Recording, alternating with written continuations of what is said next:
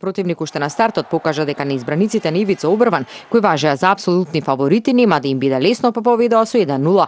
Но нашите ракометари веднаш возвратија, израмнија на 1-1 за веќе во следниот напад да победат со 2-1 и предност од 1 до 2 гола ја задржаа до крајот на првите 30 минути, кога на одмор заминаа со резултат 13-12. Во вториот дел од мечот Грција играше на исто ниво како и во првиот. Не му дозволи на нашиот состав да ја зголеми предноста, а во 44-та минута од мечот успеа да направи пресврт и да поведе со 2 гола од 22-20. Тогаш се разбуди и нашата селекција која во следните два напади го израмни резултатот на 22-22.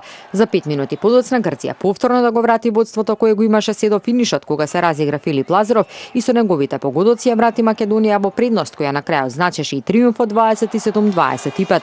Во нашиот состав најефикасен со 7 погодоци беше Кира Лазаров, еден помалку постигна Дејан Манасков, на голот одличен беше Борко Ристовски со 17 успешни интервенции. На спротивната страна Маранго постигна 4 гола, голманот Георгијадис имаше 12 одбрани. Ремашот Грција Македонија ќе се игра во Скопје во арената Борис Рајковски на 15 јуни.